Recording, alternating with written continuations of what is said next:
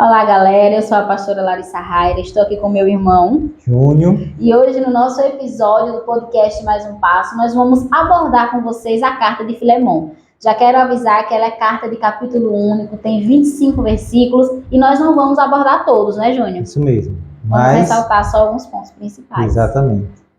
E começando, ressaltar esses pontos, eu quero começar já a chamar sua atenção já para a saudação do Paulo, que diz no versículo 1, 2 e 3, que diz assim: Paulo, prisioneiro de Cristo Jesus, e o irmão de Timóteo, a você, Filemon, nosso amado cooperador. Então, Paulo já está dizendo, já está endereçando a sua carta a Filemon, afirmando que ele é um grande cooperador da obra. Exatamente. No momento que Paulo escreveu essa carta, ele estava preso, é bom a gente ressaltar isso. E esse daqui faz parte de um conjunto de 4 cartas que ele escreveu. Filemon, mas ele escreveu também Efésios, Colossenses e Filipenses. Conhecido como as epístolas da prisão, né? Isso.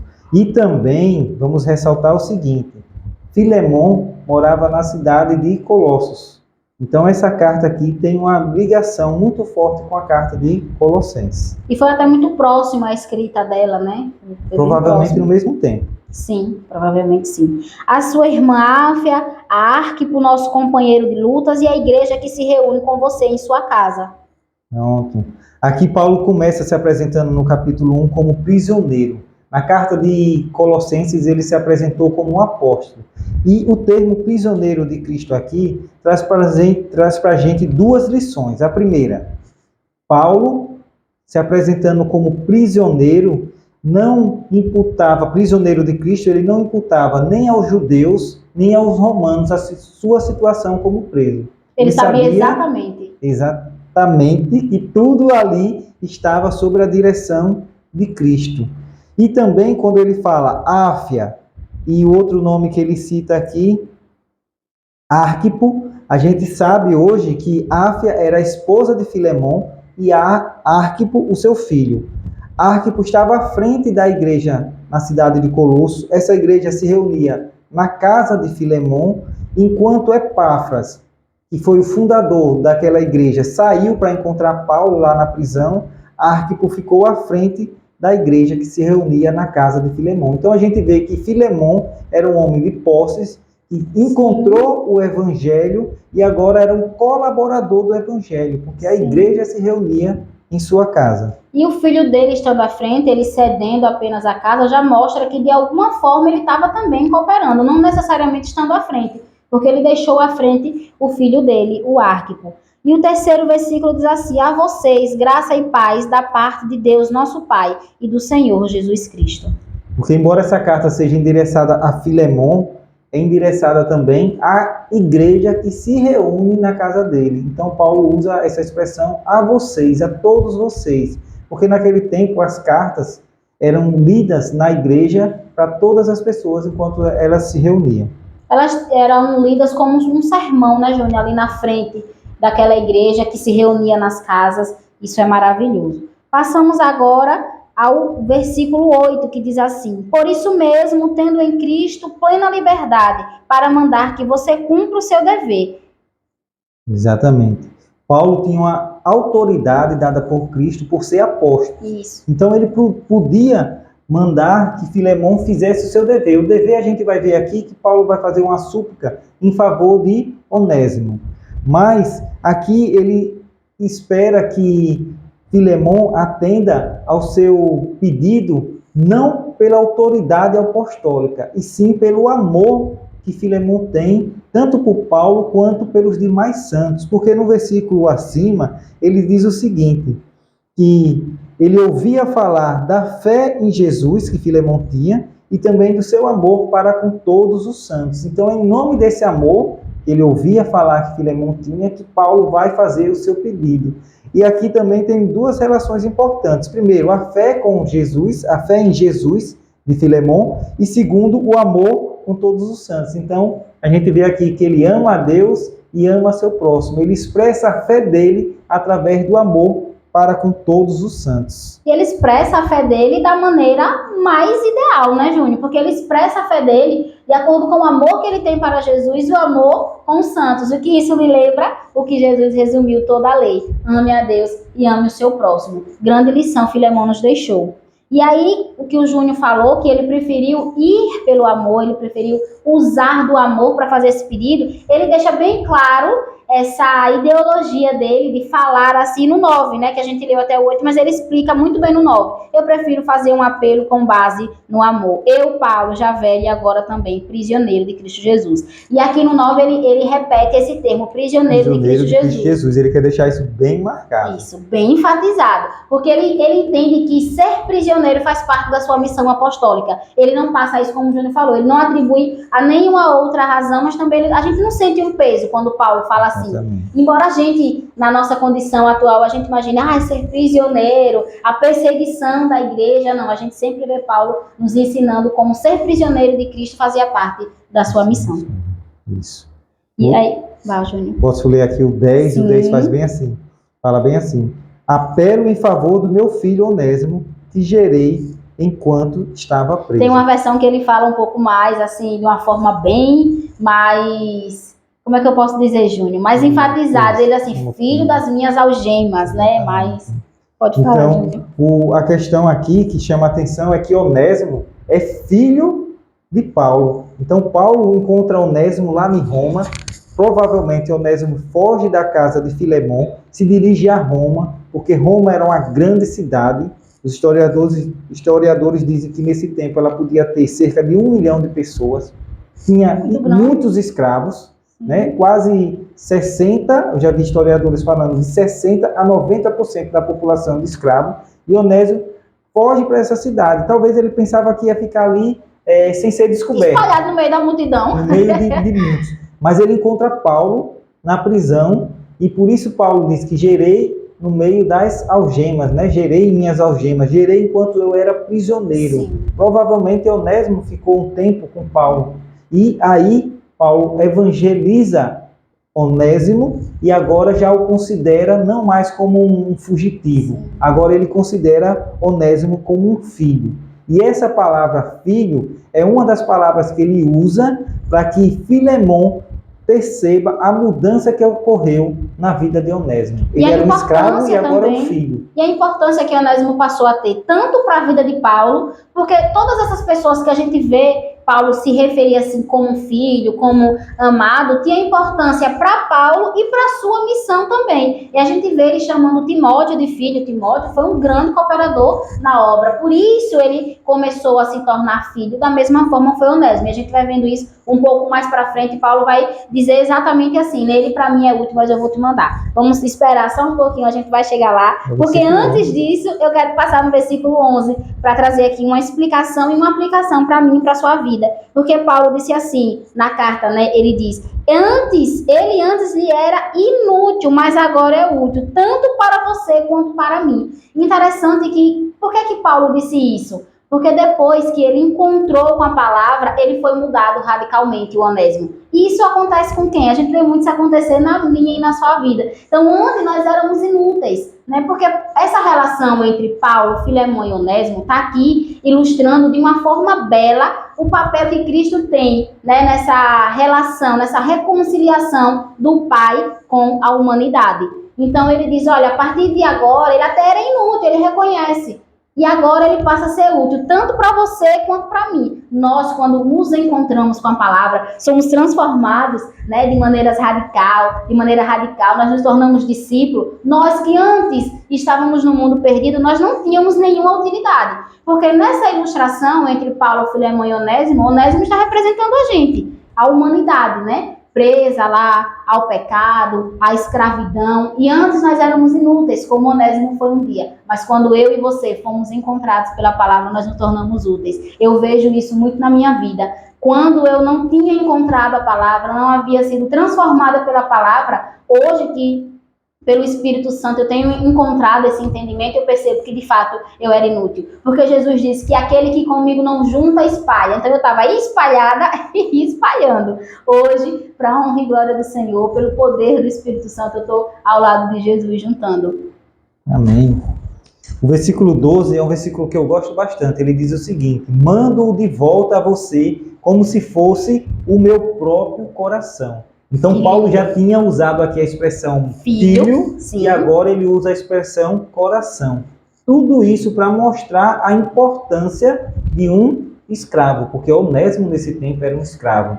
Então, há uma renovação espiritual tão grande na vida de Onésimo que Paulo não quer mais que Filemão olhe para ele apenas como um escravo. Por isso ele usa esses termos tão fortes e importantes. Ó, o que eu estou enviando para você é o meu próprio coração. Então veja quanto sentimento Paulo tinha por aquela pessoa que até pouco tempo era inútil. Só escravo, desculpa, inútil, exatamente. E aí ele deixa isso muito claro. E agora eu quero ir para o versículo 16, que diz assim: não mais como escravo, mas acima de escravo, como irmão amado. Para mim, ele é um irmão muito amado e ainda mais para você, tanto como pessoa quanto como cristão. Veja que Onésimo saiu de escravo para filho, filho amado. Receba Onésimo como meu coração. E ele diz agora para você, ou seja, ele está ressignificando toda a relação entre Onésimo e Filemão. Receba-o como irmão amado, para que Filemão também já mude essa visão, porque ele acaba transformando o coração de Onésimo, como nós já citamos aqui pela palavra, mas também o coração de Filemão. Ele está fazendo um apelo, olha, receba, mas não receba ele mais com aquela visão de escravo.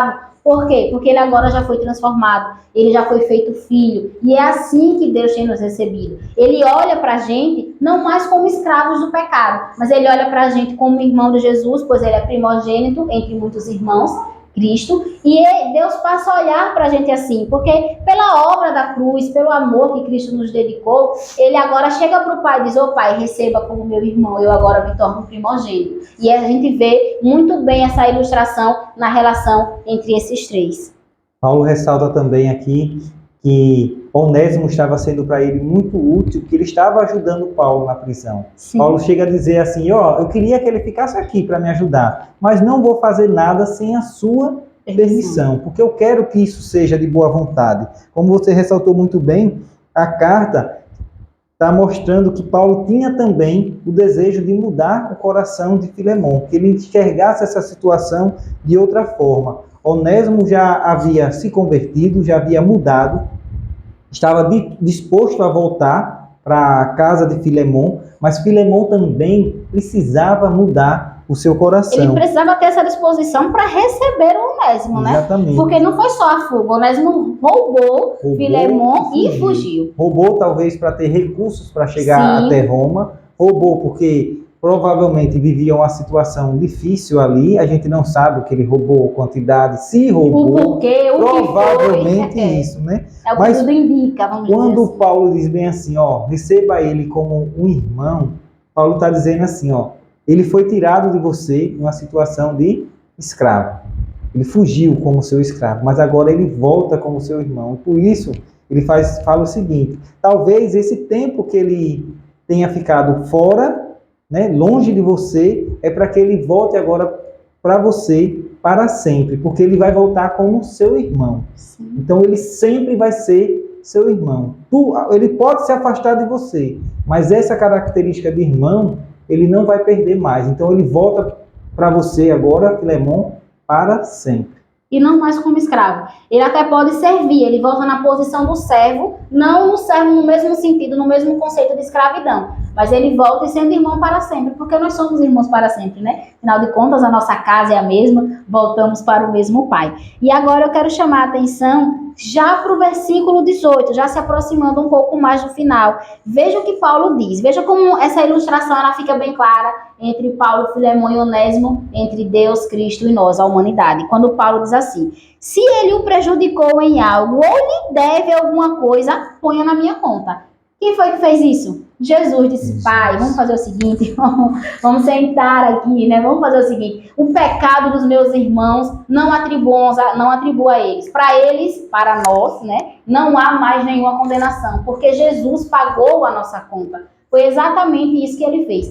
E se você voltar um pouco na carta de Colossenses, você vai aprender um pouco mais sobre a supremacia de Cristo. E a supremacia de Cristo, no que diz respeito ao sacrifício, à reconciliação e à redenção, ela é suprema para pagar uma conta que Onésimo fez antes, né, que a gente pecou antes, o que a gente está pecando agora, o que a gente vai pecar amanhã. Porque essa supremacia de Cristo quita. Com o que você falou agora. ele diz o seguinte, Colossenses 2, 13 e 14. Quando vocês estavam mortos em pecados e na incircuncisão da sua carne, Deus os vivificou com Cristo. Ele nos perdoou todas as transgressões e cancelou a escrita de dívida que consistia em ordenanças e que nos era contrária. Ele removeu pregando na cruz. Obrigado, Deus. Obrigado, Senhor. Então, Paulo está dizendo aqui que Deus perdoou todas as nossas transgressões. Então, Em Cristo. Em Cristo. Então, ele esperava que Filemão fizesse a mesma coisa. Ele está dizendo que Deus cancelou a escrita de dívida. Ele esperava que Filemão também cancelasse a escrita de dívida, a dívida que Onésimo tinha para com ele. Então, esse versículo do ensinamento da carta de Colossenses, ele esperava que Filemão, de alguma forma, colocasse em prática. Claro que aqui Paulo está falando de Cristo a respeito de nós para a salvação. E na carta de Filemão, Paulo está falando de uma dívida física, mas a respeito da reconciliação entre dois irmãos. E Paulo se sentiu muito à vontade para fazer esse pedido e falar dessa maneira. Lembra lá no versículo 6, ele vai dizer, por causa do bem que nós teremos com Cristo. Então, ele sabia que Filemão tinha uma grande fé. Ele chega a usar o termo no versículo 6, diz assim, para que o que procede da sua fé seja eficaz no pleno conhecimento de todo o bem que temos em Cristo. Então, essa palavra eficaz, ele diz assim, que produza resultados. E aí, como ele já tinha esse sentimento por Filemão, já tinha esse conhecimento da fé que Filemão tinha, que era uma fé eficaz, que de fato havia produzindo resultados de tudo isso, de todo o testemunho que Paulo já tinha de Filemão, ele se sente no direito de falar isso. E lembrando que Paulo ele não conhecia Filemão, né, Júnior? Exatamente. Ele Paulo nunca tinha ido na cidade de Colosso. Sim. Paulo prega na cidade de Éfeso, o evangelho chega na cidade de Colosso, e Paulo talvez não tenha tido a oportunidade de até ir o na momento cidade da escrita da carta. Isso. Ele pode, com certeza, ele mostra aqui uma intimidade muito grande com Filemão. Sim. Talvez ele conhecesse Filemão, mas não tinha ido ainda na cidade de Colosso, na casa a dele. A igreja que funcionava ali. Exatamente. Mas, essa carta aqui é muito rica. A gente não vai explorar ela toda, mas eu só não queria... Não temos tempo hábil, a gente bem que queria. Eu só queria ressaltar outra coisa. Paulo diz assim, receba ele como se estivesse me recebendo. Sim. Que é um ensinamento que a gente vê na Bíblia também. Quando Deus olha para a gente, ele vê Cristo em nós. É como se ele estivesse nos recebendo através de Cristo. E Paulo usa faz uma analogia, né? Receba ele como se você estivesse me recebendo. É como se a gente chegasse diante de Deus e Deus nos recebe como se estivesse recebendo ao próprio Cristo. Não porque a gente fez nada, mas ele recebe por amor de Cristo. E é esse apelo que Paulo faz. Por causa do que Cristo fez, nós somos recebidos. Exatamente. E aí a gente vai chegar para o final da carta. Né? Como você já ressaltou, o 18 aqui, no 19, Paulo está dizendo que escreve a carta de próprio punho, pagaria qualquer dívida, como a gente já ressaltou também, mas ele fala o seguinte, no 20, gostaria de receber de você algum benefício por estarmos no Senhor. Reanime o meu coração em Cristo.